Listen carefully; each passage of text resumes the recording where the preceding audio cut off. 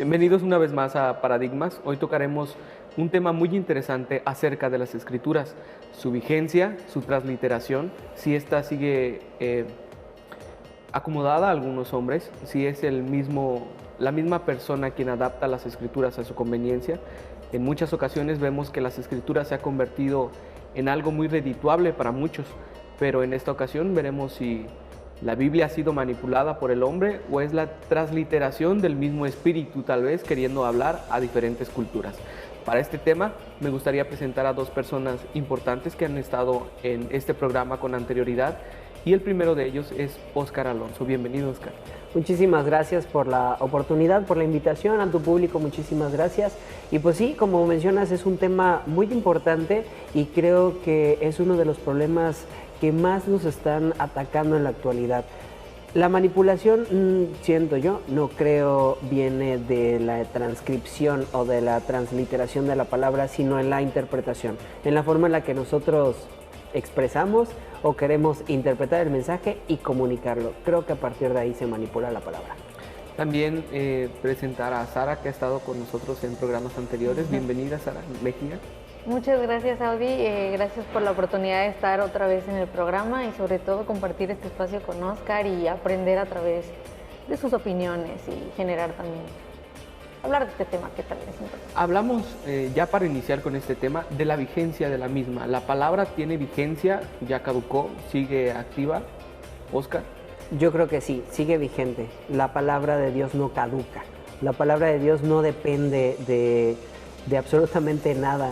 Está inmersa en toda la palabra y aunque muchas personas quieran tratar de meterle cosas o quitarle unas situaciones, la palabra de Dios también es espíritu. No solamente es una hoja o letras, sino hay muchísimo dentro de ahí. A veces la palabra misma nos habla en la literalidad de la palabra.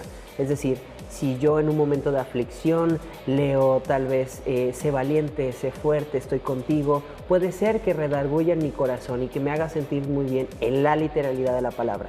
Pero cuando empezamos a tratar de interpretar lo que no entendemos o que nuestra mente no quiere entender, entonces ahí es donde empieza el problema. A querer interpretar un mensaje que tal vez Dios no es necesariamente ese mensaje, ¿sí me explico? Yo creo que la palabra sigue vigente e independientemente de las traducciones, ahí está. Entonces, ¿tú crees que a través de la palabra literal no haya un mensaje como tal? Sí, claro, es lo que menciono. Muy probablemente, si no tienes este background, si no tienes este contexto, ok, no entiendes la cultura en la que se escribió, que hay que entenderlo, hay que saber que se escribió en paleohebreo para empezar, que se escribió de derecha a izquierda, sin vocales, en manuscrito. Pero hay muchas personas que no conocen esa cultura de la escritura como tal. Viniendo desde esta parte, si yo, por ejemplo, no sabía que estaba escrita en paleohebreo, o de alguna manera hay otras partes, ¿no? Que las historias que vienen de las mismas parábolas de la Biblia, si yo no me sé, ¿no es posible que yo reciba un mensaje a través de las escrituras? Por supuesto que sí. Y es la literalidad de la palabra. Si tu corazón está afligido, si tu corazón necesita un mensaje como ese, la misma literalidad de la palabra, el leer Dios está contigo, puede ser un mensaje muy fuerte para ti. Y todavía si entiendes la cultura, si entiendes en qué está escrito el tiempo, que entender que se escribió hace muchísimos años. Pero entonces ya no hablamos de una transliteración, sino que las personas lo adaptan a su cultura. ¿Esto es bueno o malo? No creo que sea del todo negativo, ¿no? Todos de alguna manera aceptan, como dice Óscar, ¿no? El mensaje está ahí y tú lo adaptas a lo que estás pasando en ese momento. Y es como Dios también habla con nosotros cuando sientes que el mensaje es para ti. Ahora bien, sí es verdad que hay diferentes instituciones, iglesias, denominaciones, que utilizan esta misma palabra también con fines negativos. Entonces ahí sí considero que es negativo el hecho de utilizar la palabra para entonces manejar a otras personas, pero ya no es Dios quien estaría hablando. Creemos que a partir de la renovación de cada Biblia y, bueno, hay adaptaciones gramaticales y nuevas versiones, ¿surge una denominación? Sí, es muy probable que sí, porque surge a través de eso mismo, ¿no? Hay muchas iglesias que ahora están ya no son como tal una congregación que se dediquen a estudiar la palabra de Dios, sino como un club social en el que, bueno, a mí me gustaría que esto sea color rosa, que todos vayamos de esta forma y se pierde el mensaje. Entonces ahí surge como eso, ¿no? ¿No crees que es así? Sí, la denominación no es más que un grupo de personas que piensan de la misma forma. Para crear una denominación no se necesita más que 2 o 3 más personas que tengan una perspectiva de la palabra igual o similar.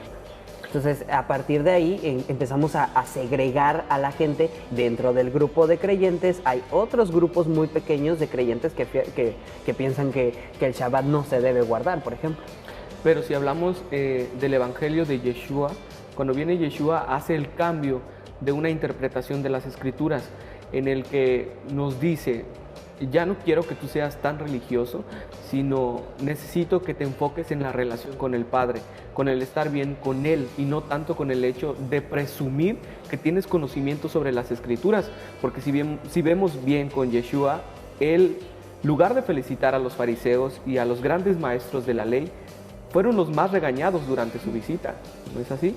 Hoy vemos una palabra en la que muchas congregaciones ciertamente se juntan a poder estudiar, pero en esa transliteración creemos que se perdió la esencia.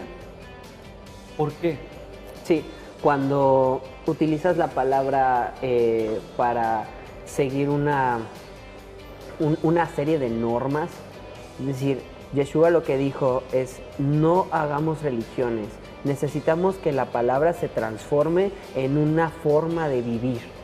No es como ir a la iglesia y nos vamos, cumplimos y nos regresamos. O sea, es que sea íntegra tu vida con esa serie de normas que tenemos dentro de la Torah.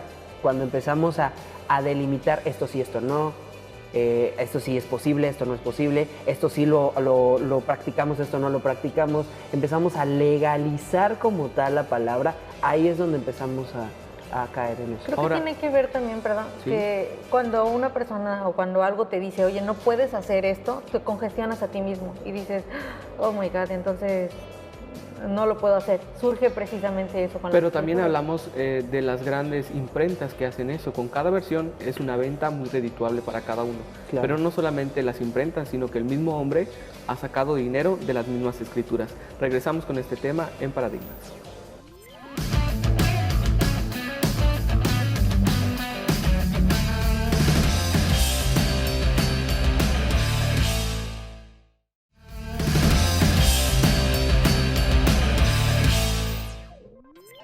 Gracias por continuar con nosotros aquí en Paradigmas. Antes del corte veíamos que la transliteración de las escrituras en muchas ocasiones ha sido redituable para los negocios cristianos, pero también ha sido redituable para el mismo hombre. Esto quiere decir que se han formado congregaciones en el que el pilar es siempre el dinero, es el hecho de juzgarte para que tú me des dinero. Ahora me gustaría que continuáramos con este tema acerca de que si no solamente la manipulación de las escrituras en el hecho de escribir una nueva versión todo el tiempo, sino el mismo hombre con la misma versión tal vez de la Reina Valera de 1960 ha hecho su propia interpretación para obtener grandes negocios. ¿Crees que sea principalmente el dinero? Porque igual podría ser el poder o el hecho de que varias personas le sigan a una sola misma persona. Tanto el dinero, sí, supongamos que que una persona siga al revés, que a una persona le sigan diferentes, una congregación, ¿no? Que tenga ese poder, añadamos a eso que va a generar poder con dinero, porque está lo del diezmo y otras cosas que le atribuyen, ¿no? Que incluso en la Biblia está. Como tienes que darme dinero, y ahí es donde surge como todo esto de pues del adquirir bienes y cosas referentes a la Biblia. Agrandar su ego, por ejemplo. Pero también eso, ¿no? Como el orgullo o el hecho de que una persona quiera ser un poco como Dios en ese sentido. Voy a utilizar a Dios. Sí, como un cajero automático. Exacto. Pero también hablamos de que con cada versión, hoy por hoy el marketing es lo mejor, pero Las empresas cristianas hoy presentan el gran libro de las Escrituras con la mejor interpretación y la esencia del Espíritu Santo 100% renovada. Y te la vendo 10 veces de su precio normal, en la que vendían, no sé, la Reina Valera en 1960. Entonces es un gran negocio. Porque La venta de las si, Biblias. si vemos las estadísticas, la Biblia es el libro más vendido del mundo. Claro. Ahora, como decías, no solamente es la transliteración de las escrituras como tal en su idioma o su cultura, sino es que las personas han hecho de eso un gran negocio. Ya no te hablo de santidad, no te hablo de amor por el prójimo, no te hablo de ayudar a los que más lo necesitan, sino te hablo de la siembra y del hecho de que mientras más diezmes, mejor te vas a sentir, pero en realidad no es así. Quien va a estar mejor acomodado, con mejores propiedades, con mejores autos, es únicamente el pastor. ¿Por qué es que se da esta situación en las iglesias? Creo que en nuestra búsqueda del poder, en nuestra búsqueda de ser reconocidos, de demostrar que sabemos más que las demás personas en un tema específico, que sí nos apasiona, pero decir yo sé y todos síganme y enorgullecerte y engrandecerte por tener el conocimiento, porque entonces es incongruente, porque si tuvieras realmente conocimiento supieras que es humildad, ¿no? Pero entonces presumes que tienes ese conocimiento y te crees mejor que los demás y que tienes la salvación lista, ¿no? Cuando no es así. ¿Hablamos que esto puede aplicar con el dicho secular que dice que conocimiento es poder? Sí, por supuesto que sí. Por ejemplo, depende también del contexto. Cuando estamos hablando acerca de en la escuela, pues ¿quién es el que saca 10? El que tiene mejor conocimiento. Eso es lo que nos meten en el chip, que el que tiene más conocimiento es el que es el mejor. Pero, oh sorpresa, cuando sales al mundo real, terminas la universidad, terminas la escuela, te topas con que no el conocimiento lo es todo, que necesitas practicar también y llevar a la práctica ese conocimiento. Y al final, la congruencia o la suma de la teoría con la práctica te va a hacer una mejor persona. Lo mismo sucede con la palabra. El conocimiento de la mentalidad del hombre, con el conocimiento del espíritu y eso con la práctica, entonces es la fórmula que se busca. ¿Qué pasa con los que nunca estuvieron cerca de la palabra de Dios? No podrían tener una vida o sea, sin siquiera haber estudiado la palabra correctamente con lo que está. Es decir, las iglesias te dicen, tú tienes que ser esto, esto y esto, porque también eso pasa, ¿no? Que una persona te dice, tú tienes que hacer esto, esto y esto, y no puedes hacer. O sea, literal te ordenan lo que es bueno y lo que es malo. Una persona que no está en tanto acercamiento con las escrituras, ¿consideras que podría llevar un camino? ¿Cómo manejaríamos en la autopista si no tuviéramos un manual de tránsito, si no tuviéramos un semáforo, si no tuviéramos agentes de seguridad que nos ayudan a llevar, a manejar? Todos andaríamos por allá y por acá. Ok, no he atropellado a nadie, no he chocado, pero estoy haciendo las cosas mal. No se debe dar vuelta ahí. Necesito alguien o necesito una señal que me diga que eso no está bien. A partir de ahí, entonces yo puedo hacer un lineamiento para llevar a cabo mi vida. Ok, si no le haces daño a nadie, pero tampoco estás adorando a Dios. Ahí es donde surge precisamente eso. Hay muchas personas en la iglesia que nunca han leído más que lo que dice el pastor. Entonces ahí es donde surge el problema de las personas mismas se dejan engañar porque son flojas, no les Ahora, gusta. hablamos de que, por lo menos en México, muchas personas no han ido ni siquiera a la escuela y no es culpa de ellos, es culpa de la cultura, del sistema y esas cuestiones. Ahora, si haces la comparativa de las personas con grande conocimiento y las personas humildes que van conociendo las escrituras y las ves en su esencia, las personas que no tienen tanto conocimiento tienen mayor práctica de las escrituras en amor y en misericordia con su prójimo que aquellos que tienen mucho conocimiento. Y la palabra y el mismo Yeshua nos hace hincapié en eso, como decía hace un momento. El Señor nos dijo, no seas tan religioso, sino aplica tal cual las escrituras con tu prójimo. Hay una parte de las escrituras donde nos dice, si tú amas a tu prójimo, así has cumplido toda la ley. Hoy por hoy vemos grandes escatólogos que cobran por dar esa información. Yeshua nunca cobró una ofrenda, Yeshua nunca dijo, denme todo lo que tienen para que sean salvos. Él dijo, si crees, puedes ser salvo. Y si te acercas al Padre, Él te escucha. Él no dice, ve y págale a un sacerdote para que venga a orar por ti, o ve y paga un agua especial para que yo te pueda escuchar. Pero hoy por hoy han agarrado las escrituras aún para levantarse el ego y la vanidad.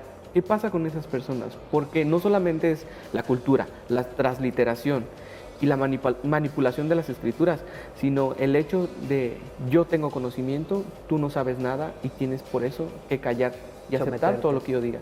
Me gustaría que toquemos este tema después del corte. Seguimos en Paradigmas.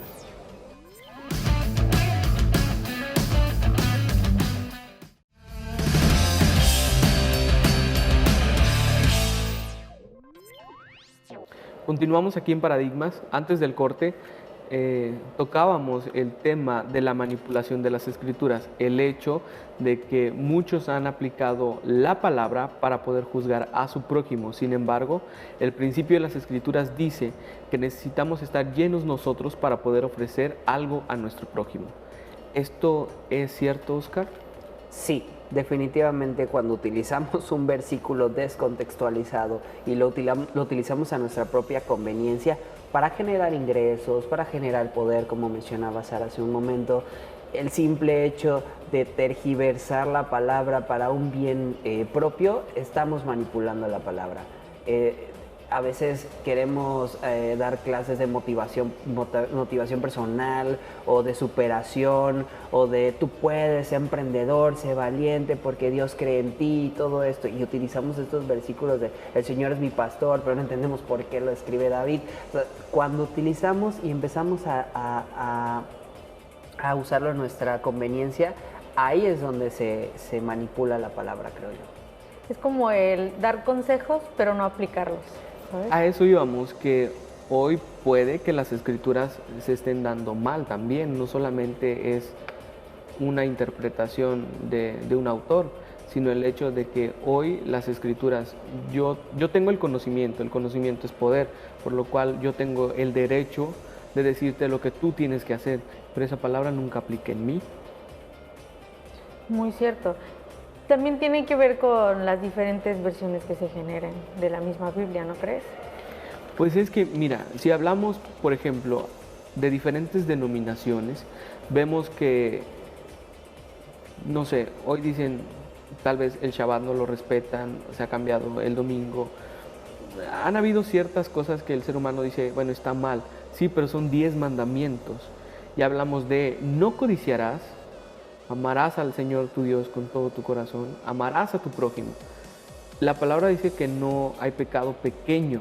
Esto quiere decir que así como no guardes el Shabbat, así como que envidies lo que tiene tu prójimo, o hables falso testimonio contra tu prójimo, es exactamente lo mismo que transgredir el Shabbat. Entonces, hoy en día, ¿por qué se da eso de que hoy yo tengo el poder de decirte lo que tú tienes que hacer? ¿Por qué? Porque no estamos en constante acercamiento con Dios. Quizá muchas personas se han olvidado eso y se han limitado a seguir a una persona en específico. Es decir, lo mismo que te decía, la gente ahorita es como muy floja, ya no oran, esperan que otras personas oren por esas personas, ¿no?